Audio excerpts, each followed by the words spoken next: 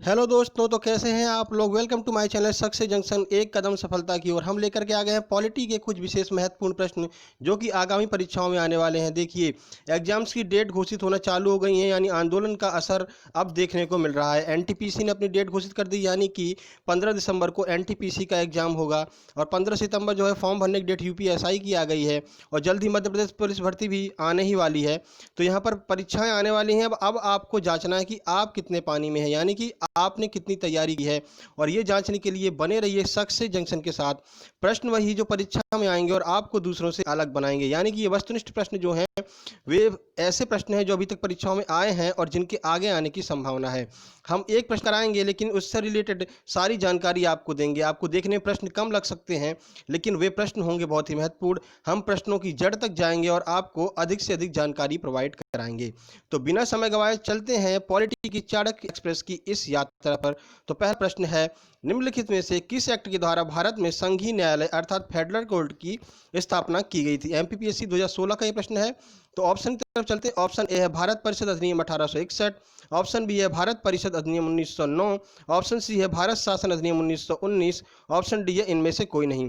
तो इसका आंसर है ऑप्शन नंबर डी, यानी कि इनमें से कोई नहीं। तो आइए इसके बारे में संक्षेप में जानकारी ले लेते हैं कि आखिर आंसर क्या है। तो 1861 के अधिनियम द्वारा भारत में 3 नए उच्च न्यायालय बनाए गए थे। एक था मद्रास उच्च न्यायालय, दूसरा कलकत्ता उच्च न्यायालय और तीसरा था बम्बई उच्च न्यायालय। और 1909 के अधिनियम के बारे में जानकारी ले लेते हैं। 1909 किससे संबंधित है, तो 1909 के अधिनियम द्वारा सांप्रदायिक मत पद्धति भारत में लागू की गई थी और 1909 के अधिनियम को मार्लेमेंटो सुधार भी कहते हैं। 1919 के एक्ट से 1926 में यूपीएससी की स्थापना की गई, यानी 1919 के जो एक्ट है उसके द्वारा 1926 में यूपीएससी की स्थापना की गई थी, जिसका हेडक्वार्टर दिल्ली में है। तो फिर अपना आंसर जो बनता है वो है 1935 का अधिनियम, जो कि आपके ऑप्शन में नहीं है, इसलिए अब हमने आंसर डी लगाया है, यानी कि इनमें से कोई नहीं। तो 1935 के अधिनियम द्वारा भारत में 1937 में संघीय न्यायालय की स्थापना की गई थी। ठीक है, तो 1937 में संघीय न्यायालय की स्थापना की गई थी और इस संघीय न्यायालय के जो पहले मुख्य न्यायाधीश थे वे थे मॉरिस जैकब, यानी मॉरिस जैकब जो थे उनको पहला मुख्य न्यायाधीश बनाया गया था।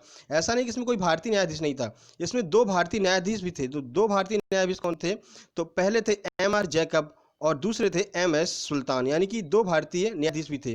देखिए, हम प्रश्नों की जड़ तक जाएंगे। प्रश्न अब घुमा करके आ रहा है, सिंपल प्रश्न अब बिल्कुल नहीं पूछे जाते हैं कि राष्ट्रपति की कार्यकाल अवधि क्या है या राष्ट्रपति किस अनुच्छेद में बताया गया है। तो ये सब प्रश्न अब नहीं आते हैं, अब प्रश्न घुमा करके आते हैं। तो हम प्रश्न की जड़ तक जाएंगे और आपको अधिक से अधिक जानकारी प्रोवाइड कराएंगे। तो और आगे जानकारी ले लेते हैं। 1950 में इसी फेडरल कोर्ट को भारत का सुप्रीम कोर्ट बना दिया गया था और भारत के प्रथम मुख्य न्यायाधीश बने थे एच जे कानिया। तो आशा करते हैं आपको संपूर्ण जानकारी इस प्रश्न के बारे में मिल गई होगी। तो चलते हैं प्रश्न नंबर 2 की तरफ। प्रश्न नंबर 2 आपसे क्या कहता है, तो प्रश्न नंबर 2 कहता है बाल्कन प्लान किस अधिनियम से संबंधित है। बाल्कन प्लान के बारे में आपसे पूछा गया है, यूपी ट्रिपल एससी 2016 ये प्रश्न है। तो ऑप्शन की तरफ चलते हैं। ऑप्शन है ए है 1919 के भारत शासन अधिनियम से संबंधित है, 1909 के मार्लेमेंटो सुधार से संबंधित है, 1935 के भारत शासन अधिनियम से संबंधित है या फिर 1947 के भारतीय स्वतंत्रता अधिनियम से संबंधित है। तो इसका आंसर है डी, यानी कि जो ये बाल्कन प्लान है वो 1947 के भारतीय स्वतंत्रता अधिनियम से संबंधित है। तो आइए इसके बारे में जानकारी ले लेते हैं। तो बाल्कन प्लान जो है 1947 में भारतीय स्वतंत्रता अधिनियम से संबंधित है। इस प्लान को दिया था किसने, इस प्लान को सर हेस्टिंग एस्मा ने भारत में प्रस्तुत किया था। ये प्रश्न बहुत ही अलग है, ये जो टॉपिक आपको बताया गया है कि इस प्लान को सर हेस्टिंग एस्मा ने भारत में प्रस्तुत किया था। हर किसी को नहीं पता होगा लेकिन आपको पता होगा अगर आप सक्सेस जंक्शन के साथ लंबे समय तक बने रहेंगे। तो चलते प्रश्न नंबर 3। प्रश्न नंबर 3 क्या कहता है, प्रश्न नंबर 3 है भारतीय सीमा आयोग के अध्यक्ष कौन है। तो ऑप्शन है, ऑप्शन ए है sir Stafford Cripps, option B है सर रेडक्लिफ, ऑप्शन सी है लॉरेंस या फिर ऑप्शन डी है विंस्टन चर्चिल। तो इसका आंसर है बी, यानी कि सर रेडक्लिफ। देखने में आपको प्रश्न सरल लग रहा होगा लेकिन ये प्रश्न बहुत ही महत्वपूर्ण है, यूपीएसआई 2016 का प्रश्न है। तो इसका आंसर है बी, यानी कि सर रेडक्लिफ। तो आइए इसके बारे में जानकारी ले लेते हैं। तो भारत में 2 तरफ सीमाओं का निर्धारण करना था। एक था पंजाब में पाकिस्तान और भारत के मध्य, और दूसरा था बंगाल में भारत और पूर्वी पाकिस्तान के मध्य, यानी जो बांग्लादेश है इसे पहले पूर्वी पाकिस्तान कहा जाता था। तो भारत में 2 जगह सीमा का निर्धारण करना था, एक तो पंजाब में जहाँ की भारत और पाकिस्तान के मध्य सीमा का निर्धारण करना था और दूसरा बंगाल में भारत और पूर्वी पाकिस्तान के मध्य सीमा का निर्धारण करना था। देखिए, इस सीमा निर्धारण का अध्यक्ष जो है सर रेडक्लिफ को बनाया गया। सर रेडक्लिफ इससे पहले कभी भारत नहीं आए थे, यानी उनको भारत की सीमाओं के बारे में जानकारी नहीं थी, यहाँ की परिस्थितियों के बारे में जानकारी नहीं थी और उन्होंने बस एक लाइन खींच दी भारत के नक्शे पर कि भारत अलग हो गया, पूर्वी पाकिस्तान अलग हो गया, जिसकी वजह से भारतीयों को बड़ी परेशानी उठानी पड़ी और इसी वजह से बहुत से दंगे आपने सुने होंगे कि उस समय बहुत से दंगे हुए थे। तो चलते हैं प्रश्न नंबर 4 की तरफ। प्रश्न नंबर 4 क्या कहता है? किस अधिनियम द्वारा कंपनी का चीन तथा पूर्वी देशों के साथ चाय के व्यापार के एकाधिकार को 20 वर्षों के लिए बढ़ाया गया? जी हाँ, 20 वर्षों के लिए चाय के एकाधिकार को बढ़ा दिया गया था। यूपीपीएससी 2018 का प्रश्न है ये। तो ऑप्शन ए है 1813 के चार्टर एक्ट द्वारा, ऑप्शन बी है 1858 के भारत शासन अधिनियम द्वारा, ऑप्शन सी 1833 के चार्टर एक्ट के द्वारा, या फिर ऑप्शन डी है इनमें से कोई नहीं। तो इसका आंसर है ए, यानी कि 1813 का जो चार्टर एक्ट था उसके द्वारा चाय के व्यापार के एकाधिकार को 20 वर्षों के लिए बढ़ा दिया गया था। तो आइए पूरी जानकारी ले लेते हैं इस प्रश्न के बारे में। तो 1813 का चार्टर एक्ट के द्वारा कंपनी के चाय और चीन के व्यापार के एकाधिकार को 20 वर्षों के लिए बढ़ा दिया गया, लेकिन साथ ही साथ जो अन्य व्यापार अभी तक कंपनी कर रही थी उसको समाप्त कर दिया गया। तो फिर 1833 के चार्टर एक्ट के द्वारा क्या हुआ? तो 1833 के चार्टर एक्ट के द्वारा सारे व्यापारिक एकाधिकार को समाप्त कर दिया, यानी अभी तक जो चीन और चाय का व्यापार कर रहे थे उस व्यापार के एकाधिकार को भी समाप्त कर दिया गया। अब कंपनी का काम सिर्फ और सिर्फ प्रशासन करना रह गया, यानी अब कंपनी सिर्फ भारत में प्रशासन करेगी और कुछ नहीं। और जो 1858 का एक्ट है, तो 1858 के एक्ट के द्वारा भारत शासन अधिनियम के द्वारा जो है प्रशासन सीधे ब्रिटिश क्राउन के हाथ में पहुंच गया, यानी कि अब कंपनी का कोई अधिकार नहीं रह गया। क्योंकि देखिए 1857 में जो विद्रोह हो गया था, आपको पता है मंगल पांडे जी के द्वारा विद्रोह कर दिया गया था, तो इसको देखते हुए ब्रिटिश शासन बहुत ही घबरा गया कि ये कंपनी सही से इसका मतलब प्रशासन भी नहीं कर पा रही है। तो इसलिए जो है 1858 के भारत शासन अधिनियम के द्वारा प्रशासन अब सीधे ब्रिटिश क्राउन के हाथ में पहुंच गया था। तो चलते हैं प्रश्न नंबर 5 की तरफ। प्रश्न नंबर 5 क्या कहता है? तो प्रश्न नंबर 5 है, किस अधिनियम के द्वारा बर्मा को भारत से अलग कर दिया गया? एमपीपीएससी 2019 का ये प्रश्न है। तो बर्मा, आपको ध्यान होगा बर्मा जो है जिसे वर्तमान में म्यांमार कहते हैं, तो उसको किस अधिनियम के द्वारा भारत से अलग किया गया था? तो ऑप्शन ए है भारत शासन अधिनियम 1858, ऑप्शन बी है भारत शासन अधिनियम 1919, ऑप्शन सी है भारत शासन अधिनियम 1935, ऑप्शन डी है भारत शासन अधिनियम 1947। तो इसका आंसर है सी, यानी कि भारत शासन अधिनियम 1935 के द्वारा जो है बर्मा को भारत से अलग कर दिया गया था। बाकी अधिनियम के बारे में हमने आपको पिछले क्वेश्चन में ही बता दिया है, जो बाकी के ऊपर नियम दिए हुए हैं। बर्मा को अब क्या कहा जाता है? म्यांमार कहा जाता है। तो प्रश्न नंबर 6 की तरफ चलते हैं। प्रश्न नंबर 6 आपसे क्या कहता है? तो प्रश्न नंबर 6 है, निम्न में से कौन अगस्त 1946 में गठित प्रथम अंतरिम सरकार में शामिल नहीं था? यानी कि जो पहली अंतरिम सरकार बनी थी 1946 में, उसमें कौन शामिल नहीं था, ये आपसे पूछा गया है। तो ऑप्शन ए है doctor S Radhakrishnan, option B है बाबू जगजीवन राम, ऑप्शन सी है राजेंद्र प्रसाद, या ऑप्शन डी है सी राजगोपालाचारी। तो इसका आंसर है ए, यानी कि जो डॉक्टर एस राधाकृष्णन हैं वे अंतरिम सरकार में शामिल नहीं थे। तो वे क्या थे, आइए पूरी जानकारी लेते हैं। तो डॉक्टर एस राधाकृष्णन जो हैं वो भारत के प्रथम उपराष्ट्रपति थे। ठीक है, उनका कार्यकाल जो है 1952 से लेकर के 1962 तक था, और वे द्वितीय राष्ट्रपति भी थे जिनका कार्यकाल 1962 से लेकर के 1967 तक था। ठीक है, तो बाकी के लोग क्या थे, तो आइए जानकारी लेते हैं। सी राजगोपालाचारी जो हैं वे अंतरिम सरकार में शिक्षा एवं संस्कृति मंत्री थे। डॉक्टर राजेंद्र प्रसाद जो है वे कृषि एवं खाद्य मंत्री थे, और बाबू जगजीवन राम जो हैं वे उस समय श्रम मंत्री हुआ करते थे।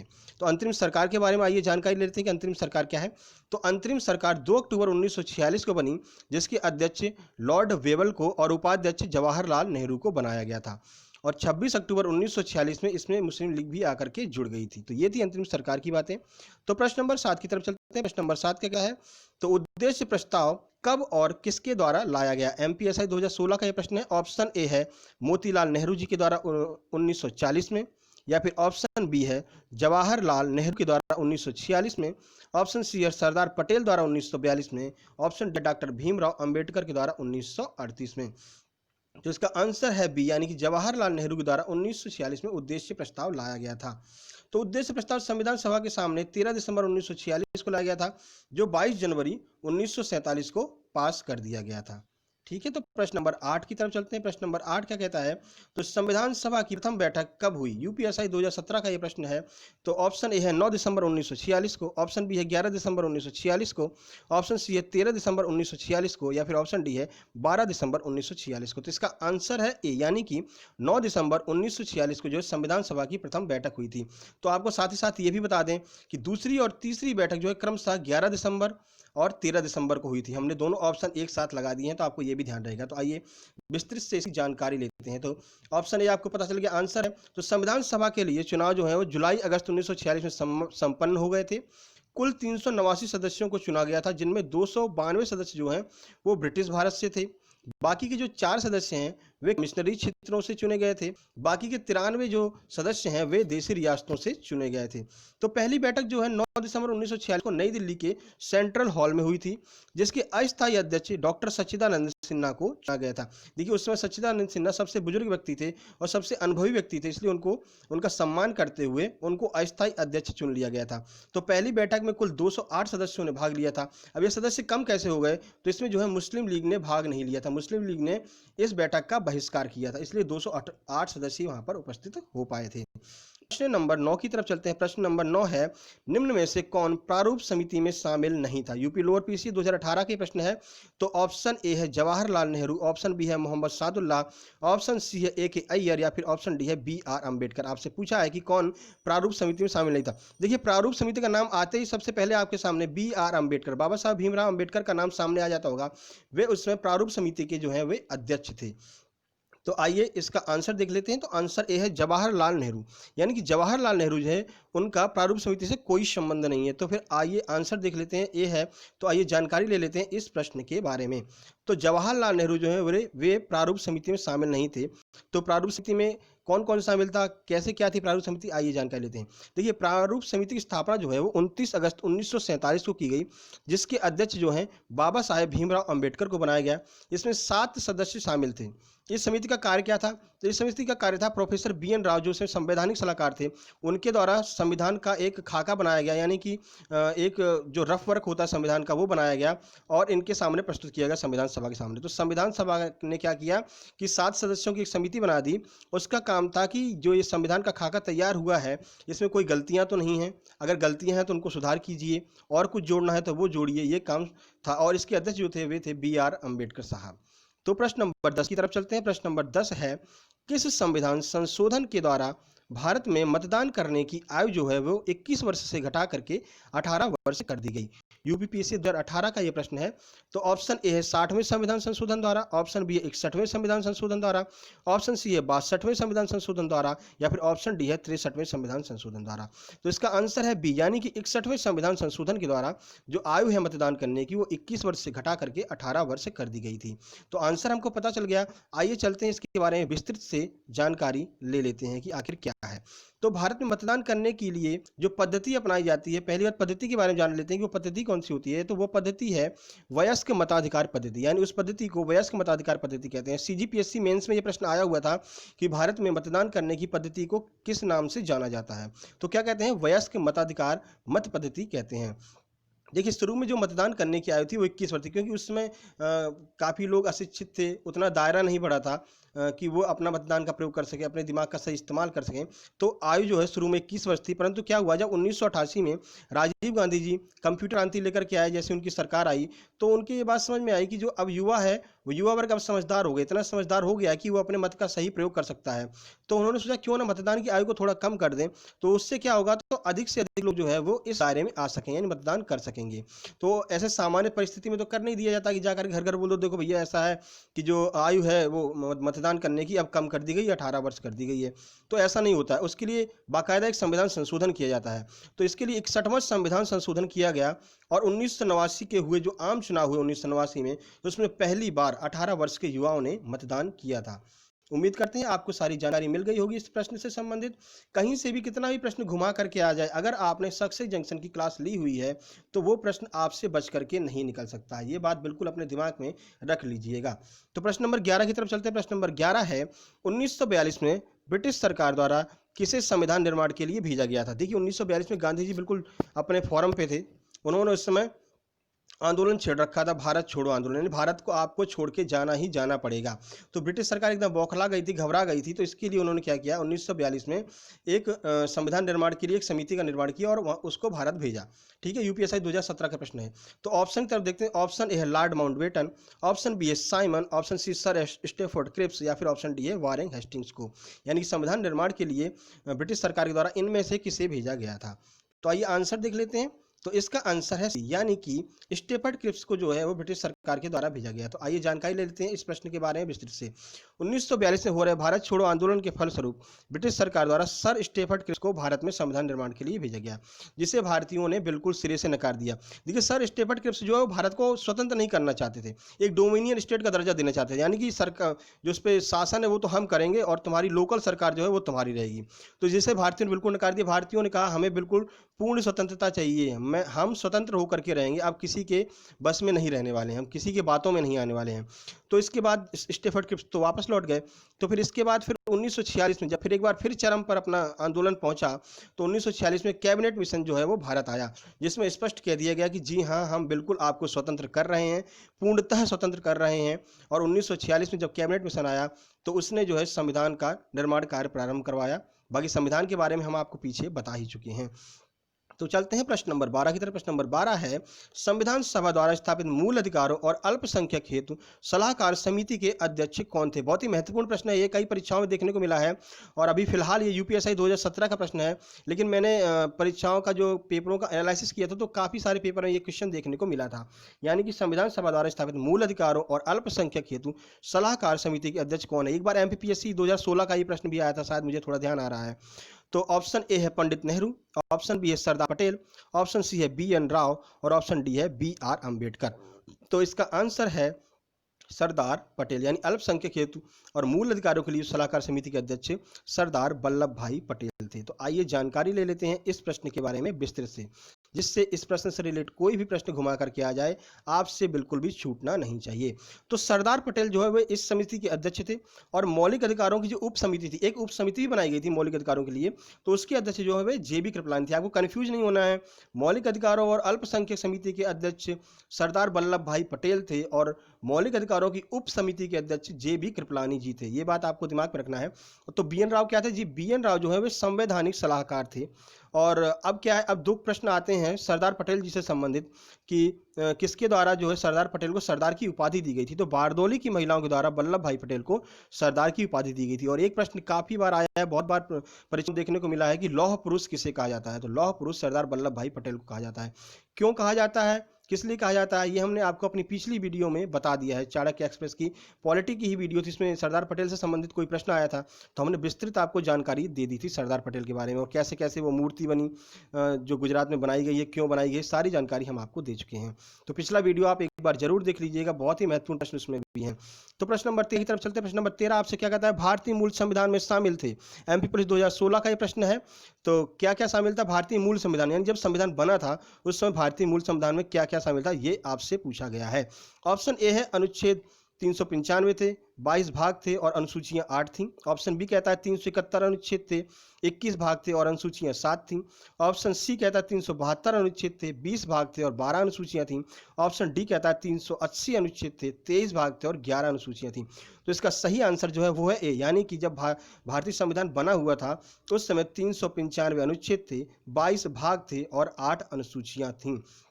वर्तमान में अनुच्छेद और भाग और अनुसूचियां क्या है ये आप हमें कमेंट में बताएंगे। हम उम्मीद करते हैं आप कमेंट जरूर करेंगे अगर आपने पिछली वीडियो देखी हुई होगी। तो इसका आंसर हो गया ए, यानी कि 395 अनुच्छेद, 22 भाग और 8 अनुसूचियां। तो चलते हैं प्रश्न नंबर 14 की तरफ। प्रश्न नंबर 14 क्या कहता है? प्रश्न नंबर 14 है, भारतीय राजनीतिक व्यवस्था में सर्वोच्च कौन है, यानी कि सबसे ऊपर कौन है? सीजीपीएससी मेंस का ये प्रश्न है ये। तो आइए ऑप्शन देख लेते हैं। तो ऑप्शन ए है सुप्रीम कोर्ट, ऑप्शन बी है संविधान, ऑप्शन सी है संसद या ऑप्शन डी है धर्म। तो इसका आंसर है बी, यानी संविधान जो है वो सर्वोच्च स्तर पर है। तो बाकी के 3 सर्वोच्च स्तर पर क्यों नहीं पहुंच पाए, आखिर क्या कारण है? तो आइए जानकारी लेते हैं। देखिए, सुप्रीम कोर्ट जो है वो भारतीय संविधान के आर्टिकल 124 के अंतर्गत माना जाता है, यानी सुप्रीम कोर्ट तो फिर भारतीय संविधान के अंदर ही आ गया, तो संविधान ऊपर हो गया इस तरह से। और संसद जो है वो आर्टिकल 79 के अंतर्गत आती है, यानी फिर से संसद जो है वो भी भारतीय संविधान के अंतर्गत आ गई, तो फिर से संविधान ग्रेटर देन संसद हो गया। और धर्म जो है उसके बारे में स्वतंत्रता हमको दी गई है और प्रस्तावना में बताया गया है धर्म के बारे में, तो धर्म भी भारतीय संविधान के अंतर्गत आ गया और भारतीय संविधान फिर से सर्वोच्च हो गया। अर्थात जो ये तीनों ही हैं वे संविधान के अंतर्गत आते हैं, इसलिए संविधान जो है वो सर्वोच्च है।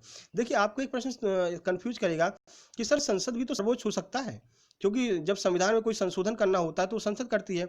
आपका प्रश्न बिल्कुल सही है, लेकिन देखिए संसद को एक लिमिट है, यानी कि ऐसे जो संशोधन नहीं करेगी जिसमें संविधान के मूल ढांचे को जरा भी हानि पहुंचे, स्पष्ट रूप से कहा गया, केशवानंद भारती जो केस हुआ था उसमें स्पष्ट कह दिया गया था संसद संशोधन कर सकती है लेकिन संविधान के मूल ढांचे से कोई छेड़छाड़ नहीं होगा, यानी कि फिर से एक बार संविधान ग्रेटर देन संसद हो गया।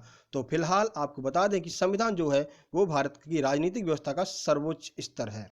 तो चलते हैं प्रश्न नंबर 15 की तरफ। प्रश्न नंबर 15 हमसे क्या कहता है? प्रश्न नंबर 15 है, न्याय में सम्मिलित सभी पक्ष यानी कि सामाजिक, आर्थिक और राजनीतिक भारतीय संविधान में कहां से लिए गए? देखिए, भारतीय संविधान की प्रस्तावना में आपको बताया गया है कि हम आपको सामाजिक न्याय, आर्थिक न्याय और राजनीतिक न्याय प्रदान करेंगे।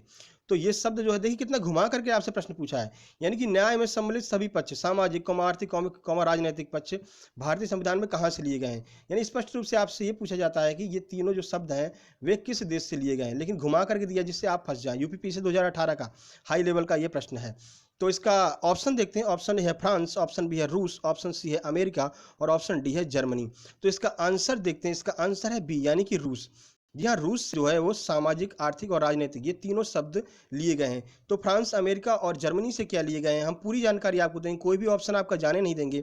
आज तो रूस से पूछ लिया, मान लीजिए अगली परीक्षाओं में, क्योंकि देखिए बहुत सारे सेट बनते हैं और कुछ नहीं तो कम से कम 1600-1700 क्वेश्चन बनते हैं। तो 1600-1700 क्वेश्चन आप तभी सॉल्व कर पाएंगे जब आपने हमारी सारी पूरी सीरीज जो है एक तरफ से पढ़ लीजिए, 2 बार, 3 बार, 4 बार, जितनी बार आपके सामने से गुजरेंगे ये वीडियो, आपके सारे क्वेश्चन सॉल्व होंगे। क्योंकि हम एक क्वेश्चन में कम से कम 5 से 6 उत्तरों को कवर करते हैं, उससे रिलेटेड घुमा करके कहीं से ही प्रश्न आ जाए आप जरूर आंसर दे करके जाएंगे। तो चलते हैं फिर से इस प्रश्न पर, प्रश्न नंबर 15 पर, कि न्याय में सम्मिलित सभी पक्ष जो सामाजिक, आर्थिक और राजनीतिक पक्ष है वो भारतीय संविधान में कहां से लिए गए हैं।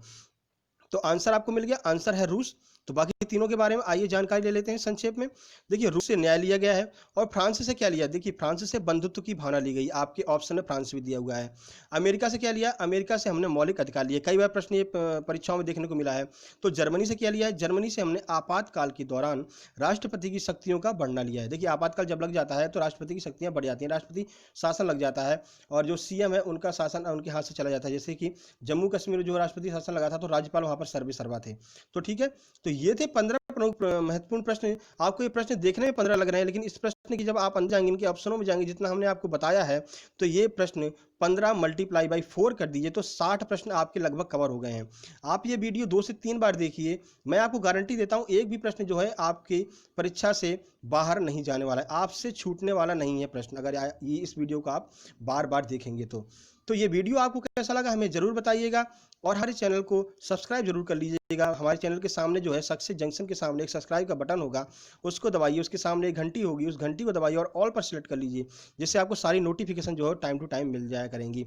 तो आपको हम फिर से एक बार ध्यान दिला दें कि जो आंदोलन का वो बहुत अच्छा असर पड़ा है और एनटीपीसी ने अपनी डेट घोषित कर दी, यानी 15 दिसंबर एनटीपीसी का एग्जाम होने वाला है। ग्रुप डी का भी एग्जाम आने वाला है उसके जस्ट बाद ही, इधर एमपी पुलिस भी आने वाली है और यूपीएसआई तो बिल्कुल फाइनल हो ही गया है कि 15 सितंबर से फॉर्म भरने स्टार्ट हो जाएंगे। तो तैयारियां बिल्कुल जोरों पर कर लीजिए, हमारे साथ बने रहिए। आपको स्पेशल प्रश्न, मतलब एक से बढ़कर के एक प्रश्न दिए जाएंगे, वे प्रश्न जो आपको दूसरों से अलग बनाएंगे और परीक्षा में आपको सफल बनाएंगे।